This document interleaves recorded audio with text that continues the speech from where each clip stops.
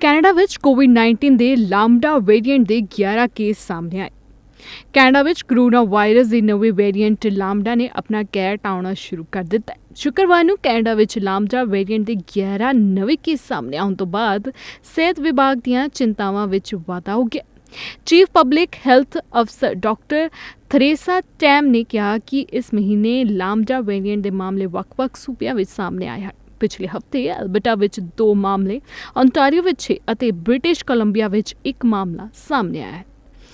Time ਨੇ ਕਿਹਾ ਕਿ ਇਸ ਬਾਰੇ ਦੱਸਣਾ ਅਜੇ ਜਲਦਬਾਜ਼ੀ ਹੋਵੇਗੀ ਕਿ ਕੋਰੋਨਾ ਦਾ ਇਹ ਲਾਂਬਡਾ ਵੇਰੀਐਂਟ ਕਿੰਨਾ ਸੰਕਰਮਣ ਵਾਲਾ ਹੈ ਅਤੇ ਸਰੀਰ ਲਈ ਕਿੰਨਾ ਨੁਕਸਾਨਦਾਇਕ ਹੈ। ਟੈਮ ਨੇ ਕਿਹਾ ਕਿ ਪਬਲਿਕ ਹੈਲਥ ਏਜੰਸੀ ਵਿੱਚ ਦੇਖ ਰਹੀ ਹੈ ਕਿ ਲਾਂਬਡਾ ਵੇਰੀਐਂਟ ਕਿਸ ਕਿਸਮ ਦਾ ਹੈ ਅਤੇ ਇਹ ਕਿਸ ਤਰ੍ਹਾਂ ਫੈਲਦਾ ਹੈ। ਏਜੰਸੀ ਇਹ ਵੀ ਜਾਂਚ ਕਰ ਰਹੀ ਹੈ ਕਿ ਵੈਕਸੀਨੇਸ਼ਨ ਹਾਸਲ ਕਰ ਚੁੱਕੇ ਲੋਕਾਂ ਤੇ ਇਸ ਦਾ ਕੋਈ ਅਸਰ ਹੁੰਦਾ ਹੈ ਕਿ ਨਹੀਂ।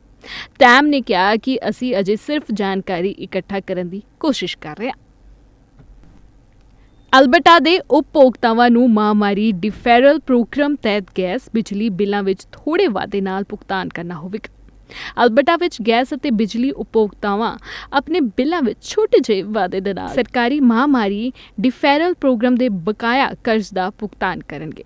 ਇਸ ਪ੍ਰੋਗਰਾਮ ਦਾ ਉਦੇਸ਼ ਗੈਸ ਅਤੇ ਬਿਜਲੀ ਮੁਹੱਈਆ ਕਰਵਾਉਣ ਵਾਲੇ ਵਿਭਾਗਾਂ ਦੇ ਬਕਾਇਆ ਕਰਜ਼ੇ ਨੂੰ ਪੂਰਾ ਕਰਨਾ ਹੈ।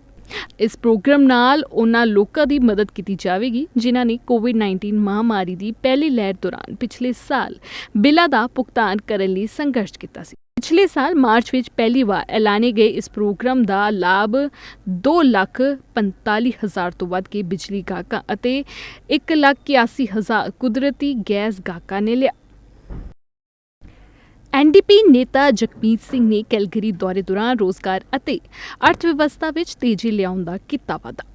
ਫੈਡਰਲ ਐਨਡੀਪੀ ਨੇਤਾ ਜਗਮੀਤ ਸਿੰਘ ਸ਼ਨੀਵਾਰ ਨੂੰ ਕੈਲਗਰੀ ਵਿੱਚ ਕੁਝ ਦੇਰ ਲਈ ਰੁਕੇ ਕਿਉਂਕਿ ਇੱਥੇ ਚੋਣਾਂ ਦਾ ਮਾਹੌਲ ਗਰਮਾਇਆ ਹੋਇਆ ਸੀਗਾ। ਅਲਬਰਟਾ ਦੇ 3 ਦਿਨਾਂ ਦੌਰੇ ਵਿਚਾਲੇ ਸਿੰਘ ਪੂਰਬੀ ਪਿੰਡ ਵਿੱਚ ਪੈਨਕੇਕ ਨਾਸ਼ਤੇ ਅਤੇ ਬੀਅਰ ਗਾਰਡਨ ਵਿੱਚ ਲੋਕਾਂ ਨੂੰ ਮਿਲੇ ਅਤੇ ਪ੍ਰਸ਼ੰਸਕਾਂ ਦੇ ਨਾਲ ਤਸਵੀਰਾਂ ਵੀ ਖਿਚਵਾਈਆਂ।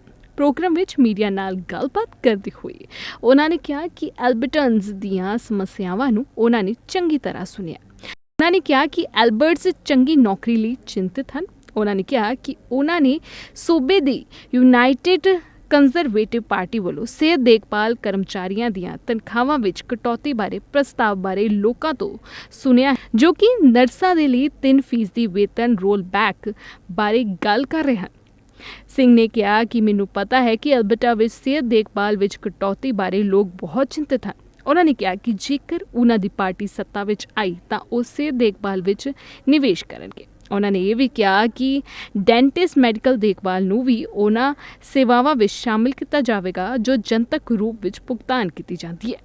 ਸਿੰਘ ਨੇ ਕਿਹਾ ਕਿ ਅਰਥ ਵਿਵਸਥਾ ਵਿੱਚ ਉਛਾਲ ਲਿਆਉਣ ਦੇ ਧਿਆਨ ਕੇਂਦਰਿਤ ਕਰਨਗੇ। ਉਹਨਾਂ ਨੇ ਕਿਹਾ ਕਿ ਅਲਬਰਟਾ ਦੇ ਊਰਜਾ ਖੇਤਰ ਵਿੱਚ ਕਾਮਿਆਂ ਨੂੰ ਚੰਗੀਆਂ ਨੌਕਰੀਆਂ ਦੀ ਜ਼ਰੂਰਤ ਹੈ ਅਤੇ ਜੇਕਰ ਬੁਨਿਆਦੀ ਢਾਂਚੇ ਵਿੱਚ ਨਿਵੇਸ਼ ਹੋਵੇਗਾ ਤਾਂ ਉਹਨਾਂ ਨੂੰ ਕੰਮ ਤੇ ਲਿਆਉਣ ਵਿੱਚ ਮਦਦ ਮਿਲੇਗੀ। ਚੀਨ ਵਿੱਚ ਮੰਕੀ ਬੀ ਵਾਇਰਸ ਪਹਿਲੇ ਮਰੀਜ਼ ਦੀ ਹੋਈ ਮੌਤ। ਕੋਰੋਨਾ ਨਾਲ ਜੂਝ ਰਹੀ ਦੁਨੀਆ ਦੇ ਸਾਹਮਣੇ ਹੁਣ ਮੰਕੀ ਬੀ ਵਾਇਰਸ ਦਾ ਖਤਰਾ ਪੈਦਾ ਹੋ ਗਿਆ। ਚੀਨ ਵਿੱਚ ਇਸ ਵਾਇਰਸ ਨਾਲ ਪੀੜਤ ਮਿਲੇ ਪਹਿਲੇ ਵਿਅਕਤੀ ਦੀ ਬੀਜਿੰਗ ਵਿੱਚ ਮੌਤ ਹੋ ਗਈ। ਚੀਨ ਦੇ ਸਰਕਾਰੀ ਅਖਬਾਰ ਗਲੋਬਲ ਟਾਈਮਜ਼ ਨੇ ਐਤਵਾਰ ਨੂੰ ਇਹ ਜਾਣਕਾਰੀ ਦਿੱਤੀ।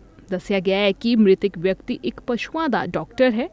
ਉਹ ਸੌਦ ਕਰਨ ਵਾਲੀ ਇੱਕ ਸੰਸਥਾ ਦੇ ਲਈ ਕੰਮ ਕਰਦਾ ਸੀ। ਮਾਰਚ ਦੇ ਸ਼ੁਰੂ ਵਿੱਚ 2 ਮ੍ਰਿਤਕ ਬਾਂਦਰਾਂ ਦੀ ਚੀਰ ਫਾੜ ਕਰਨ ਤੋਂ 1 ਮਹੀਨੇ ਬਾਅਦ ਮਤਲੀ ਅਤੇ ਉਲਟੀ ਦੇ ਮੁੱਢਲੇ ਲੱਛਣ ਦਿਖੇ। ਚੀਨ ਨੇ CDC weekly English platform of Chinese centre of disease control and preventions ਨੇ ਇਹ ਖੁਲਾਸਾ ਕੀਤਾ। ਇਸ ਰਸਾਲੇ ਨੇ ਇਹ ਵੀ ਕਿਹਾ ਕਿ ਪਸ਼ੂ ਡਾਕਟਰ ਦੀ 27 ਮਈ ਨੂੰ ਮੌਤ ਹੋ ਗਈ ਸੀ। ਚੀਨ ਦੇ ਇਸ ਪਸ਼ੂ ਡਾਕਟਰ ਦੇ ਮੰਕੀ ਬੀ ਵਾਇਰਸ ਨਾਲ ਪੀੜਿਤ ਹੋਣ ਅਤੇ ਉਸ ਤੋਂ ਬਾਅਦ ਮੌਤ ਹੋਣ ਦਾ ਇਹ ਪਹਿਲਾ ਮਾਮਲਾ ਹੈ। ਵੈਕਸੀਨ ਦੀਆਂ 2ਵੇਂ ਡੋਜ਼ ਲਗਵਾਉਣ ਦੇ ਬਾਵਜੂਦ ਬ੍ਰਿਟੇਨ ਦੇ ਸਿਹਤ ਮੰਤਰੀ ਨੂੰ ਹੋਇਆ ਕੋਰੋਨਾ। ਭਾਰਤ ਤੋਂ ਲੈ ਕੇ ਵਿਦੇਸ਼ਾਂ 'ਚ ਵੀ ਕੋਰੋਨਾ ਨੇ ਆਪਣਾ ਤਹਿਲਕਾ ਮਚਾਇਆ ਰੱਖਿਆ ਹੈ। ਹਰ ਆਮ ਖਾਸ ਇਨਸਾਨ ਇਹ ਭਿਆਨਕ ਮਹਾਮਾਰੀ ਦਾ ਸ਼ਿਕਾਰ ਹੋ ਚੁੱਕਾ ਹੈ। ਜ਼ਿਕਰਯੋਗ ਹੈ ਕਿ ਬ੍ਰਿਟੇਨ ਦੇ ਸਿਹਤ ਮੰਤਰੀ ਸਾਜਿਦ ਜਾਵਿਦ ਕੋਰੋਨਾ ਪੋਜ਼ਿਟਿਵ ਪਾਏ ਗਏ ਹਨ ਅਤੇ ਘਰ 'ਚ ਕੁਆਰੰਟੀਨ ਹਨ। ਉਹਨਾਂ 'ਚ ਹਲਕੇ ਲੱਛਣ ਵੀ ਦਿਖਾਈ ਦਿੱਤੇ। ਜਾਵੇਦ ਨੇ ਟਵੀਟ ਕਰਦੇ ਲਿਖਿਆ, ਮੈਂ ਕੋਰੋਨਾ ਵਾਇਰਸ ਪੋਜ਼ਿਟਿਵ ਪਾਇਆ ਗਿਆ।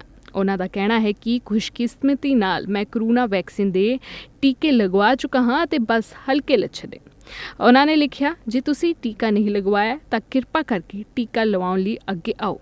ਸਿਹਤ ਮੰਤਰੀ ਨੇ ਇੱਕ ਟਵੀਟ 'ਚ ਲਿਖਿਆ, ਮੈਂ ਟੀਕੇ ਦੀਆਂ ਦੋਵੇਂ ਖੁਰਾਕਾਂ ਲਈਆਂ ਸਨ ਅਤੇ ਹੁਣ ਤੱਕ ਮੇਰੇ ਲੱਛਣ ਬਹੁਤ ਹਲਕੇ ਨੇ।